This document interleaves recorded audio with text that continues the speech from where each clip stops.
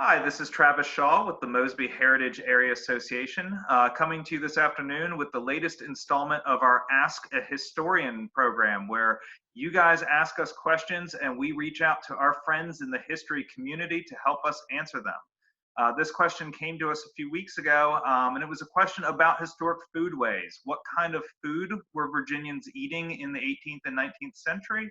How were they preserving food in the era before refrigeration?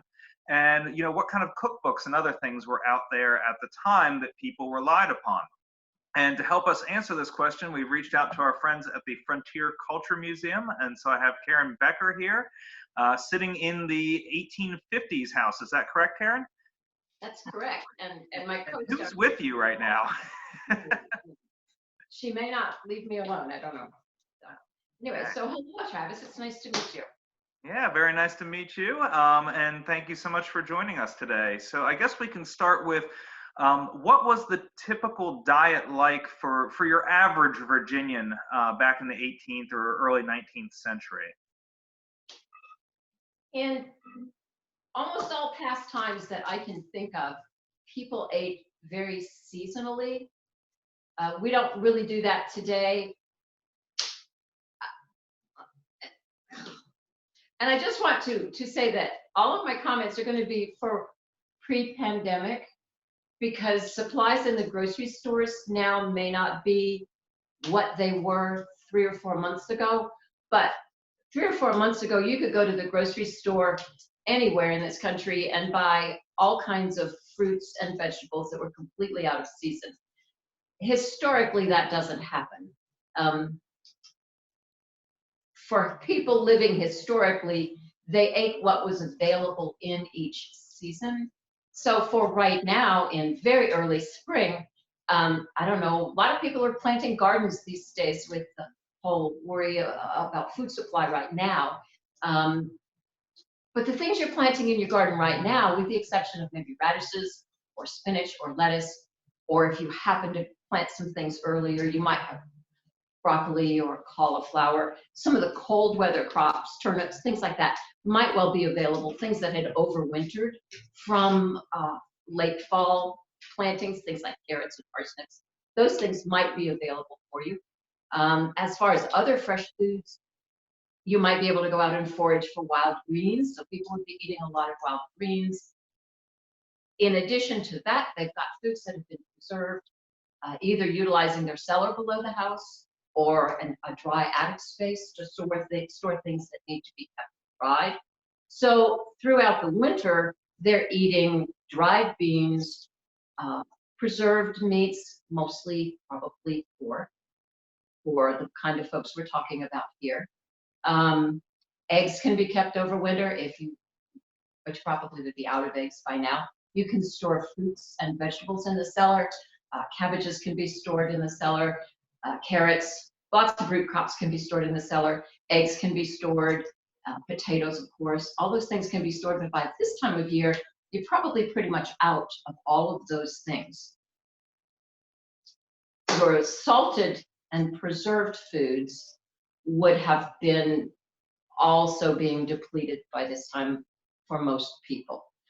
So at this point, you've probably got dried beans, you've probably got cornmeal, maybe some really dried up wrinkly apples down in your cellar, maybe some kind of yucky looking cabbages, maybe some shriveled up potatoes, maybe some kind of older eggs that you might want to eat and might not want to eat, depending.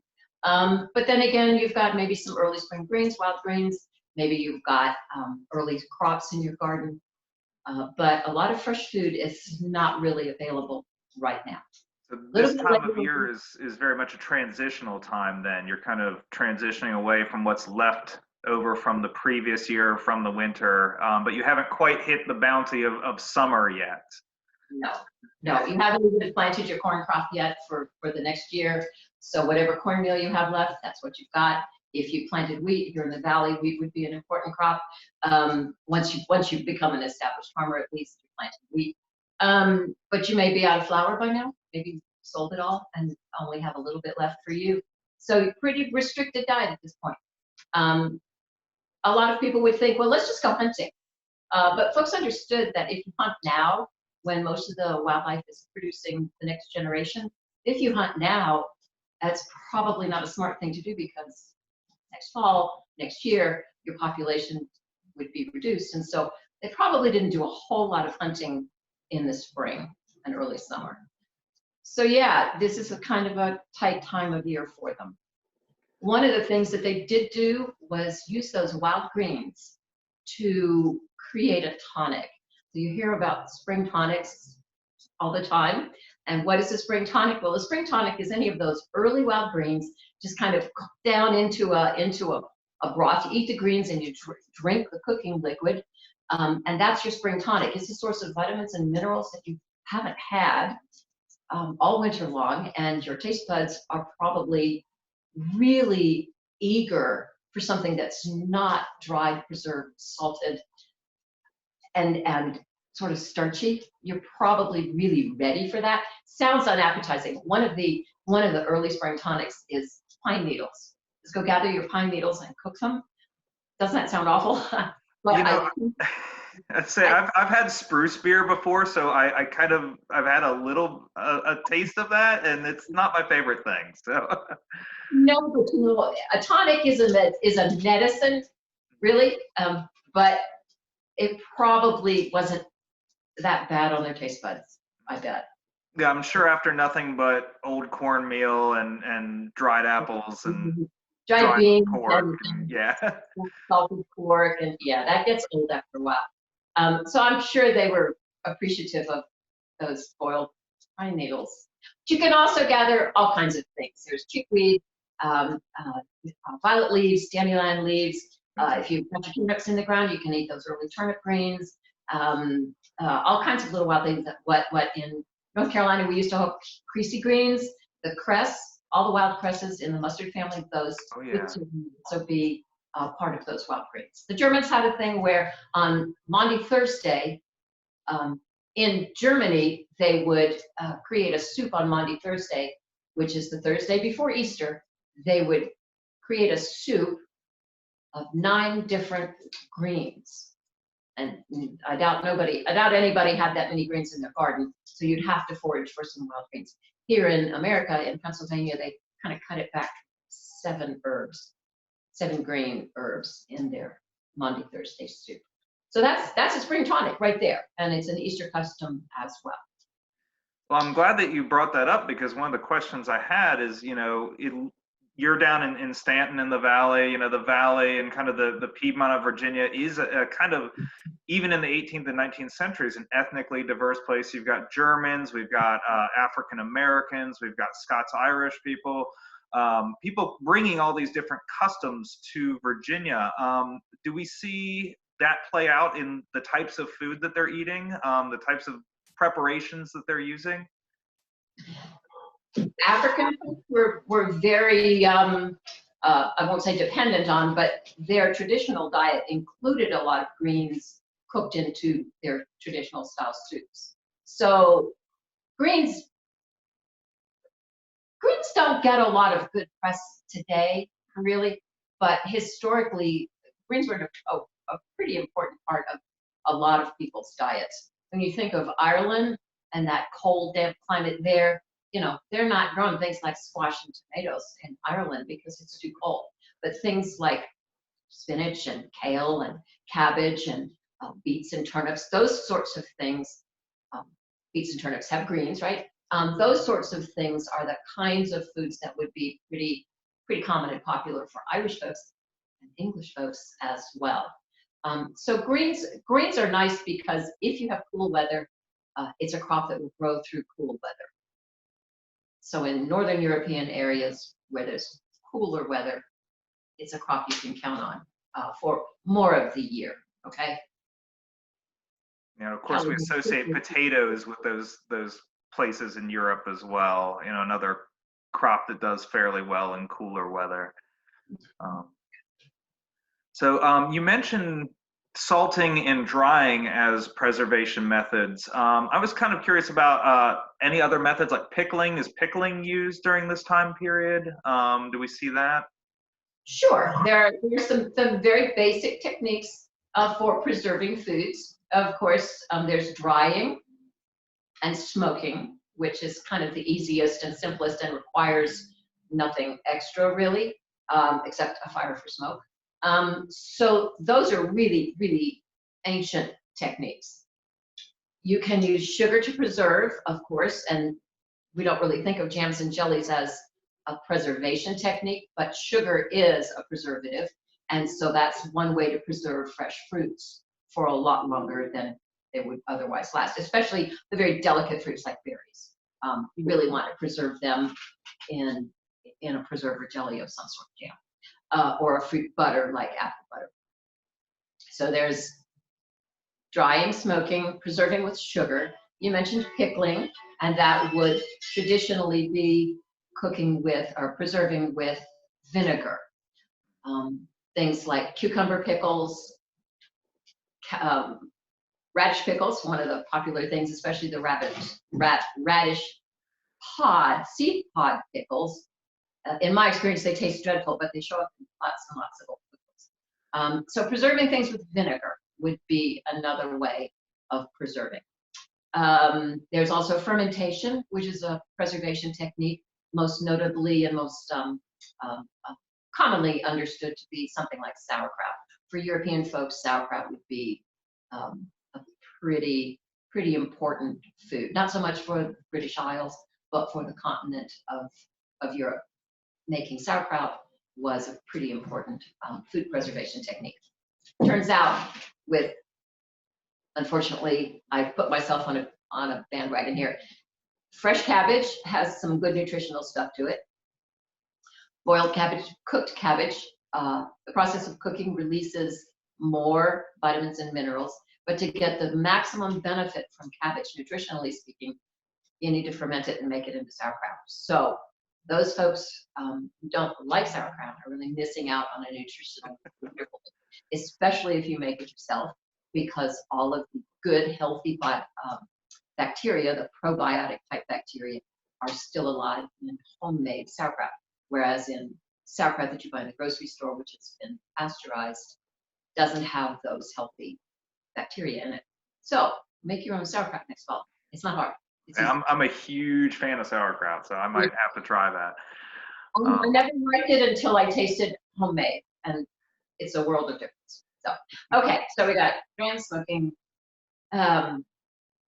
sugar preserving, vinegar preserving, fermenting. Oh, salt, things like preserving meats and fish with salt. You can also preserve fresh vegetables, especially things like beans and peas, by packing them in a crock, sort of at the end of the growing season in the fall. You want to preserve them as long as possible through the winter. So your last crop, maybe you would think about go ahead and snap your beans, break them into pieces, parboil them, just blanch them very quickly, dry them off well, put them in a crock, and layer salt on them, and then cover it up really well, quite possibly with some cabbage leaves and then some mud on top of it, to let the mud dry out and be a real good seal, and then put it down in your cellar. You can do the same thing with fat, preferably something like beef tallow or mutton tallow. Lard is probably really too soft for that, but you can preserve foods that way with salt as well, salt and fat. So fat is a preservative in a way, salt is a preservative, vinegar. One of the problems with preserving things is that you might have to have a container to put your food in. Like you have to have some kind of a container to put your jelly in, some kind of a container to put your beans in to pack them with salt, some kind of a container to put your sauerkraut in, just store it in. Even apples, you'd have to have a basket or a barrel down in the cellar that you could pack your apples in with lots of space between them so they don't touch each other. So you'd have to have containers, and then you'd have to have the right storage area. So things that go down into your cellar would be things that needed to tolerate being damp, needed to be cool, but didn't mind being damp. Things that you'd put upstairs in your attic might want to be dry, but be able to tolerate occasional dampness and be able to tolerate real cold or real heat in the summertime if you left them up that long. So it's a complicated situation of what are you going to preserve whatever it is in, and then where are you going to store it? Oftentimes we have cloth bags hanging from the fireplace here, full of dried beans or dried vegetables and fruits and things like that. The theory being that right here beside the fireplace up there, that would be the least humid area in this room, possibly this house, because the heat from the fire would keep that up there drier. So your beans and things like that would be less likely to mold if we store them right up, like a book like that. A housewife would need to check this stuff. We sort of tend to think we put our cans in the cabinet, we put our cans and bottles of jars of jam and sacks of flour in the pantry, and then we kind of forget about it. But probably I'm not the only one who's ended up with flour weevils in my pantry, because I kind of had a bag of flour way back in the back of the kitchen cabinet. I forgot about it, and over time the bugs got in it. I opened it up, and there's also flying creatures. I'm telling secrets on myself, but I bet other people have done it too. So a housewife historically would have that same concern. You would have to check those beans in the bag, go through them every now and then, or have the children do it. And any that had started to mildew, you'd have to get them out, throw them out. If your dried apples started to mold and mildew, you could lose the whole bag of dried apples that you spent so much time peeling and slicing. Right? So you'd have to keep up with your stuff if you are a housewife historian. A big job there.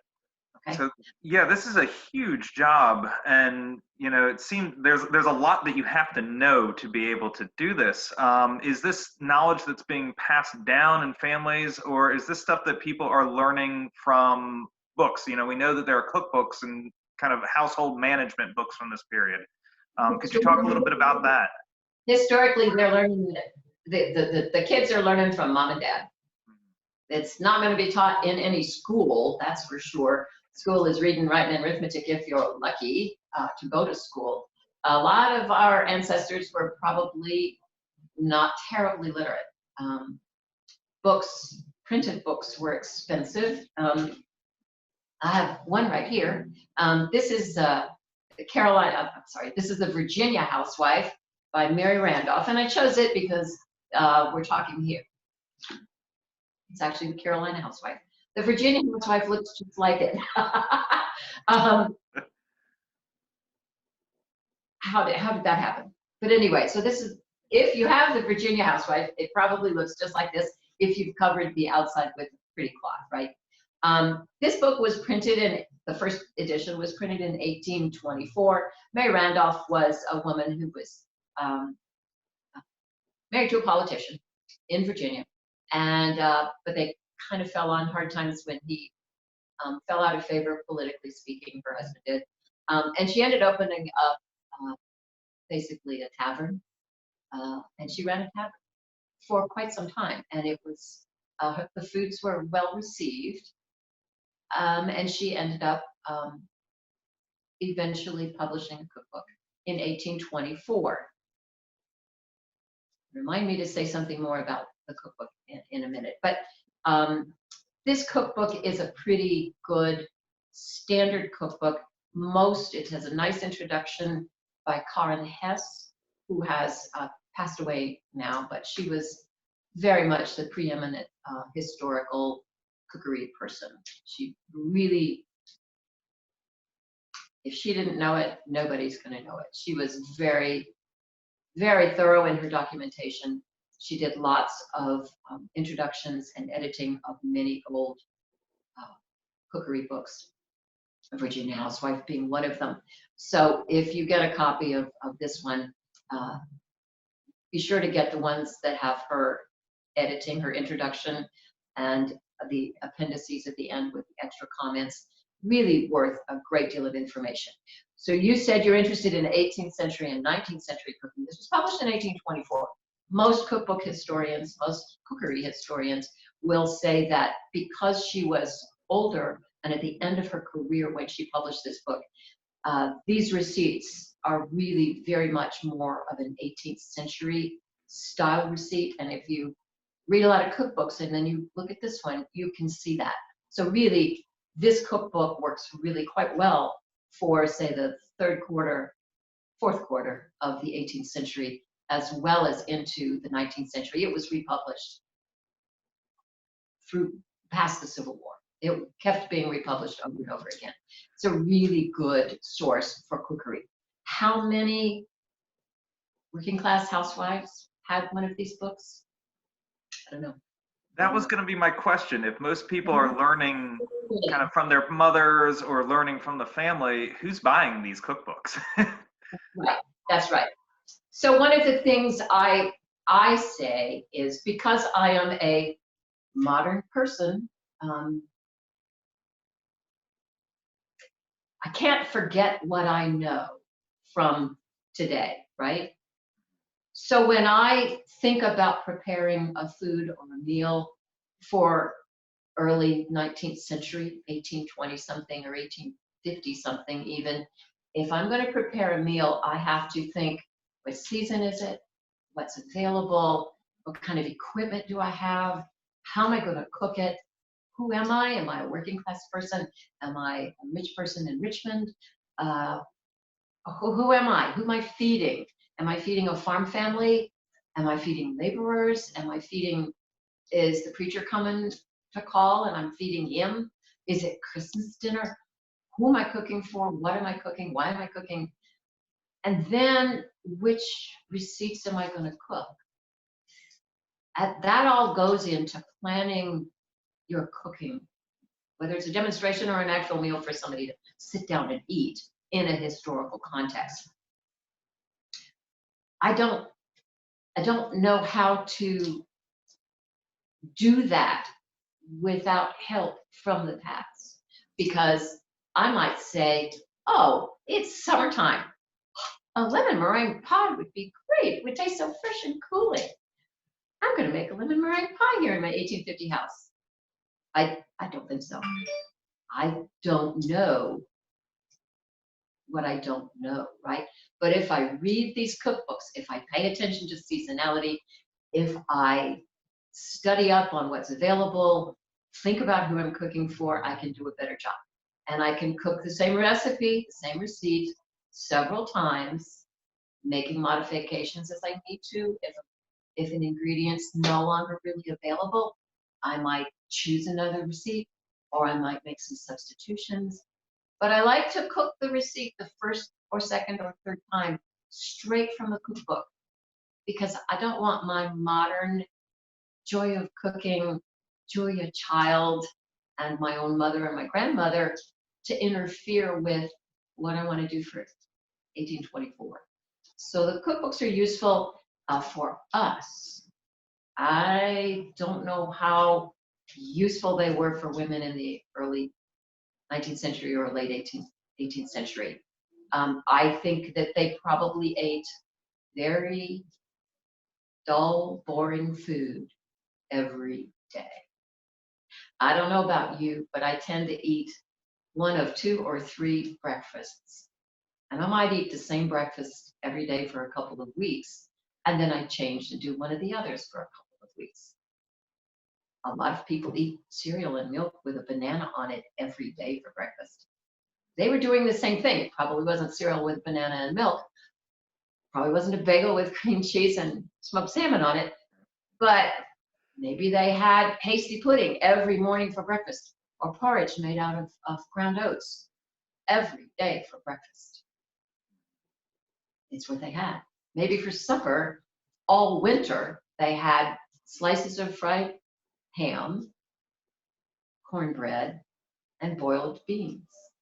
And if they were lucky, some greens on the side every night for supper, all winter long. If you're hungry, you eat it. So I kind of think having a cookbook is just useful for us today to help us figure out what we don't know about foods of the past. So there we go. And the final thing I'll say about cookbooks and the women who wrote these cookbooks is, let's just think for just a minute who's actually doing the cooking in the kitchen of Mary Randolph's tavern. Is it Mary Randolph? Would be an enslaved woman or more than one, doing the cooking in her tavern. And in all those plantation houses, it would be enslaved women doing cooking. In a really wealthy plantation kitchen, it might be an enslaved man cooking, but most of the time it was women, and they were enslaved. So let's keep that in mind. These are Mary Randolph's recipes, but there are recipes in here that show definite influence from Africa. Dishes which include okra and cowpeas and things like that. You can't forget that. Wow. Well, thank you so much. That's a ton of fantastic information. I'm sure that's exactly what our viewer was looking to learn from this. And I really appreciate you sharing your expertise, your knowledge. Before we go, tell me a little bit about where you're sitting. It's way more exciting than my living room. So this is our 1850 American Valley Farm. It originally came from Botetourt County, which is about an hour and 15 minutes. Well, the community it came from is about an hour and 15 minutes south of Staunton. Eagle Rock is the name of the community it came from. Eagle Rock today is part of the George Washington National Forest. So this house, we're in the newer side of the house, here's the kitchen. The first part of the house was built in the middle of the 1830s. This part added in the 1840s. So this is the kitchen, nice fireplace here. We don't have a swinging crane in this kitchen. There's a lug pole, an iron lug pole located about a foot above the sill there. And there's only two now. No, there's three. There's a hook and a chain with a hook on it. They're very hard to move because the pole itself is so high that this is an awkward fireplace to cook in. But the kitchen itself is delightful, especially on a hot summer day. You can open up the two doors and get a nice breeze through. You can open up the windows, get a nice breeze through. So you can have a really hot cooking place here. And on the other side of the kitchen, behind the camera, it's a nice table where you can work and be reasonably comfortable even on a hot day. So that's this house. It comes with a barn, a meat house to hang all that pork in that you preserve back in the fall. There's a spring house. There's a produce shed, which we use as a food shed. There's the piggery and the chicken coop are all together on that side of the house. What am I forgetting, Davis? I think that's it. Carriage house. If you want to learn more about this house, come find us on Facebook. We'll have a virtual tour of this building coming out in the coming weeks. Okay. Yeah, for our viewers who aren't familiar with the Frontier Culture Museum of Virginia, your museum has a collection of structures from the 17th century, the 18th century, 19th century, kind of showing different cultures, different people, different groups that are living in the Shenandoah Valley. That's correct, right? We have our Old World side, which has farms or structures which were brought over from their original locations in the Rhineland-Palatinate region of Germany, Northern Ireland, County Tyrone, and County Fermanagh. And we also have a house that came over from Worcestershire in England.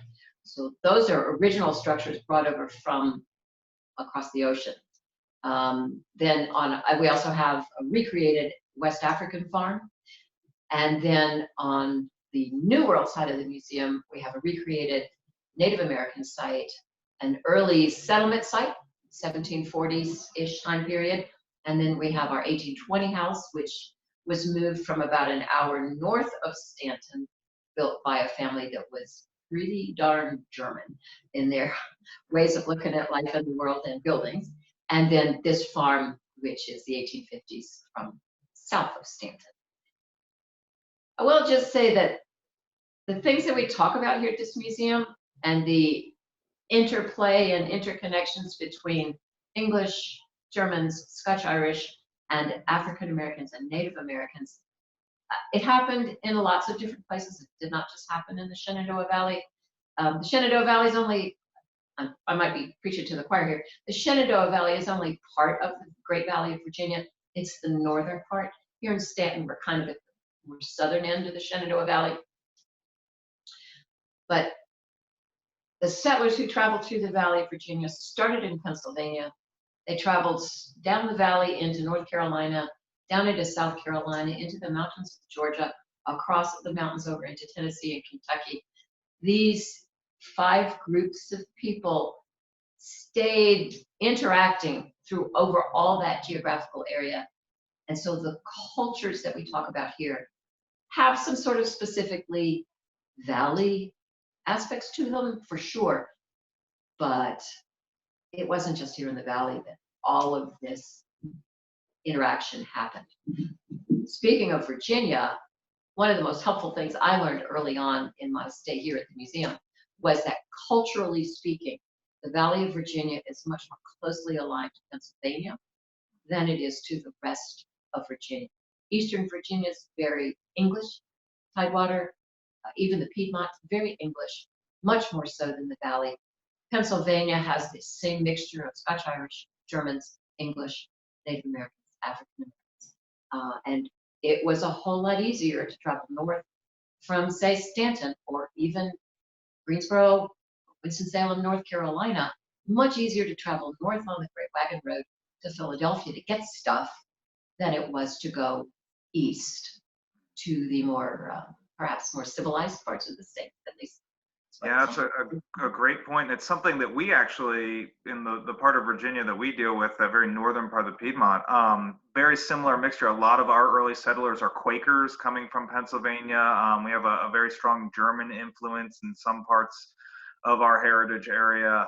But then we're right on the border because we also get a lot of that Tidewater influence as well in the eastern part of our heritage area. So it's a little more complicated for you, huh? Yeah. Yeah, we get to tell all you know, a lot of stories as well, so it's makes it more fun for us as historians, I guess. Yeah. Well, thank you so much for sharing your knowledge, for sharing the Frontier Culture Museum with us. If people are interested in the Frontier Culture Museum, where can they go to learn more? We have a website. Yeah, we have both a website and we have a Facebook page. The thing you want to include is you want to make sure you're looking up the Frontier Culture Museum of Virginia, because that is our full name, Frontier Culture Museum of Virginia. And So, you guys have been doing a lot of cool programming on, you had some great music the other day. You had some really interesting stuff on the Revolutionary War and Crockett's Battalion. You said you got a virtual tour coming up, so sounds like we don't want to miss out on that. Now I know all of our museum friends. Oops, I'm sorry, what were you saying? Let us down on Facebook for all that stuff. Facebook, okay. I know we're all kind of in the same boat in terms of, you know, trying to support our institutions during this time. So can they also go to your website for memberships or donations, things like that? And yep. Yeah, if you go into our website, you'll find links that'll take you to the American Frontier Foundation, Frontier Culture Foundation, which is our fundraising wing. So if anybody does want to offer a little bit of support, that's how to go about that. Great. Well, thank you guys so much. I really appreciate you taking the time. Thanks to all our viewers out there. Again, I'm Travis Shaw with the Mosby Heritage Area Association. If you'd like to learn more about our organization, you can visit mosbyheritagearea.org. You can also follow us on Facebook. Just look up Mosby Heritage Area Association. And if you have a question for a historian that you'd like us to explore, let us know on Facebook. You can email us at our website. You can find all of that information there. And I hope that you'll join us again. Thank you, guys. Thank you.